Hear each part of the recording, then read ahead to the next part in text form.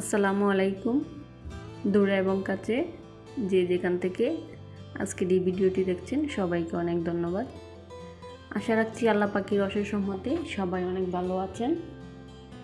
আজকে আবারও একটি নতুন রেসিপি নিয়ে আপনাদের সামনে হাজির হলাম। খুব মজাদার এবং অল্প সময়ে তৈরি করা যায় এই নাস্তাটি।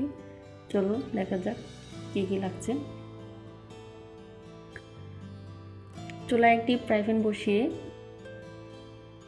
2 টেবিল চামচ সরিষার তেল দিয়ে হাফ কাপ পেঁয়াজ কলি একটু ভেজে নিচ্ছি। এর মধ্যে দিয়ে দিয়েছি বড় সাইজের একটি টমেটোগুলো আমি কিউব করে কেটেছি, আপনারা আপনাদের পছন্দ মতো কেটে নিতে পারবেন। একটু সফট হয়ে আসার পরে দিয়ে দিচ্ছি হাফ চা চামচ হলুদ গুঁড়ো, হাফ চা চামচ ধনিয়া গুঁড়ো, স্বাদ মতো লবণ,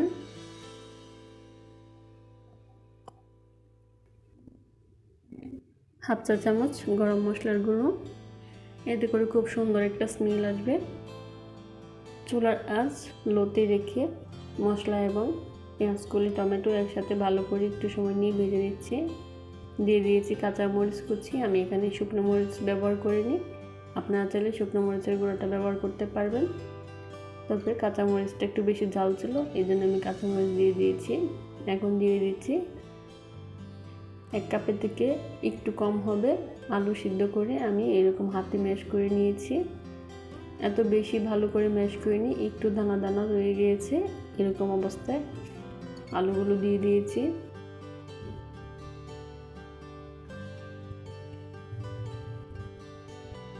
এখন মশলার সাথে আলুগুলো ভালো করে একটু মিশিয়ে নিব। মেশানো হয়ে গিয়েছে। এখন দিয়ে দিয়েছি ধনিয়া পাতা পরিমাণ মতো, দিয়ে আবারও একটু সময় ধরে ভেজে নিব। এতে করে খুব সুন্দর একটা স্মেল আসবে। নাস্তার ভিতরে পুরোটা রেডি হয়ে গিয়েছে। এখন চলে আসছি নাস্তা তৈরি করার জন্য। যে কামিটা তৈরি করব সেটার জন্য নিয়ে নিয়েছি 1.5 কাপ পরিমাণ ময়দা, আপনারা চাইলে আটাও নিতে পারবেন। এখন দিয়ে দিচ্ছি হাফ চা চামচ চিলি ফ্লেক্স, হাফ চা চামচ কালো জিরা। এতে করে খুব সুন্দর একটা ফ্লেভার আসবে। চিলি ফ্লেক্স এবং কালো জিরা দেওয়াতে উপরের প্রলেপটা অনেক সুন্দরও লাগবে, এমনকি খেতেও অনেক সুস্বাদু হবে। খুব সুন্দর একটা ফ্লেভার আসবে। দিয়ে দিচ্ছি ধনিয়া পাতা পরিমাণ মতো, দিয়ে এখন ভালো করে আবার মিশিয়ে নিব।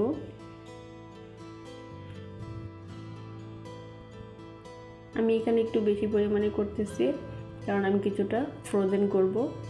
অনেক সময় বিকেলবেলা আলসেমিতে অনেক সময় নাস্তা তৈরি করা হয় না, ফ্রোজেন করে রাখলে যে কোনো সময় ফ্রোজেন নাস্তাগুলো ভেজে নাস্তা হিসেবে ব্যবহার করা যায়। 1.5 টেবিল চামচ রান্নার রেগুলার তেল দিয়ে ভালো করে হাতে কষলে একসাথে ময়দার সাথে মিশিয়ে নিব। ময়দার সাথে ভালো করে তেল মিশিয়ে নেওয়ার পরে হাতে যখন একটু চাপ দিয়ে একটু দলা পাকিয়ে নেবেন, বুঝবেন যে খুব সুন্দর করে মিশে গিয়েছে এবং পারফেক্ট হয়েছে। এখন অল্প অল্প পানি দিয়ে সুন্দর টাইট ফিট একটা ডো তৈরি করে নিব। একেবারে পানি দিতে যাবেন না, এতে করে ডোটা নরম হয়ে যেতে পারে। অল্প অল্প নরমাল পানি দিয়ে আমি সুন্দর একটি ডো তৈরি করে নিয়েছি। এখন 15 থেকে 20 মিনিটের জন্য এভাবে রেস্টে রেখে দিব। এতে করে খুব সুন্দর সফট হয়ে যাবে। 15 থেকে 20 মিনিট পরে আবারও ফিরে আসলাম, দেখেন কতটা সফট হয়ে গিয়েছে।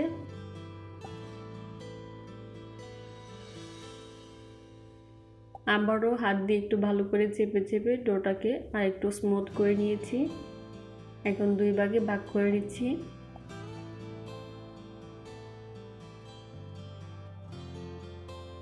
একটি লেচির অংশ নিয়ে উপর দিয়ে ময়দা দিয়ে খুব সুন্দর করে একটু পাতলা করে, আমরা যেরকম রুটি পরোটা খেয়ে থাকি এর থেকে একটু পাতলা হবে, একটি বড় সাইজের রুটি তৈরি করে নিয়েছি।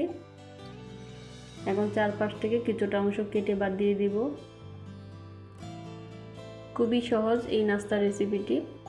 চাইলে বাচ্চাদের টিফিনে বা আপনারা এভাবে নাস্তা তৈরি করে ফ্রোজেনও করতে পারবেন।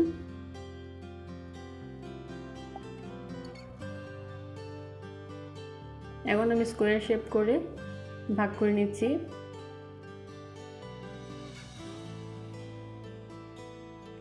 এভাবে নিজের আন্দাজ মতো কেটে নিলে সবগুলো নাস্তা একইভাবে একই মাপে হবে,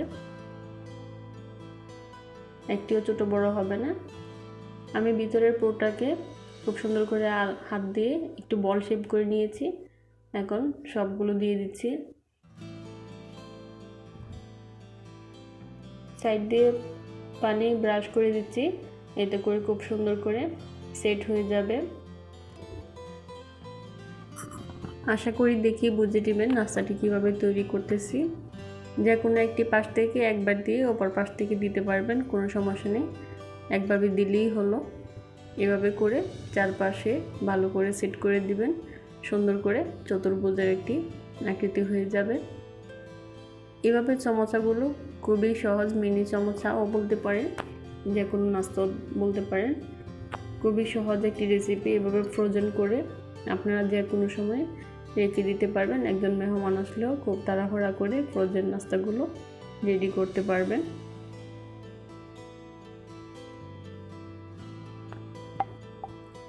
এক এক করে আমি সবগুলো নাস্তা একইভাবে তৈরি করে নিব।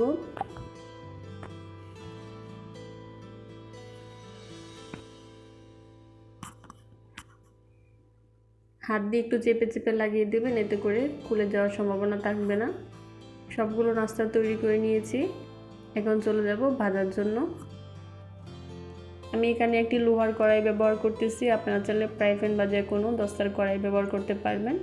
তবে এই নাস্তাগুলো এই ধরনের কড়াইয়ে ভাজলে চুলার আঁচটা একটু কম লাগে, এতে করে খুব সুন্দর ক্রিস্পি হয়, উপর দিয়ে মুচমুচে হয়। পরিমাণ মতো তেল দিয়ে তেলটাকে হালকা গরম করে নিয়েছি, এত বেশি গরম করিনি, এতে করে নাস্তাগুলো দেওয়া মাত্রই পুড়ে যেত। এক পাশে ব্রাউন কালার চলে আসলে আমি এই নাস্তাগুলো উল্টিয়ে দিচ্ছি, অপর পাশটাকে আমি খুব সুন্দর করে ব্রাউন কালার করে ভেজে নেব। প্রতিদিনের মতন এখন একটি রিকোয়েস্ট করে নিচ্ছি আমার ভাইয়া আপুদেরকে, যারা আমার চ্যানেলটিকে সাবস্ক্রাইব করেছেন তাদেরকে অসংখ্য ধন্যবাদ। আর যারা এখনও সাবস্ক্রাইব করেনি প্লিজ সাবস্ক্রাইব করে আমার পাশে থাকবেন, আমার জন্য দোয়া করবেন, এটা আপনাদের কাছে আমার রিকোয়েস্ট। যদি আমার রেসিপিগুলো আপনাদের কাছে ভালো লাগে তবে একটি লাইক এবং কমেন্ট করবেন, এতে করে আমার খুব ভালো লাগবে, নতুন একটি ভিডিও তৈরি করতে উৎসাহ জাগবে আমার। তো আজ এই পর্যন্তই, সবাই ভালো থাকবেন, আল্লাহ হাফেজ।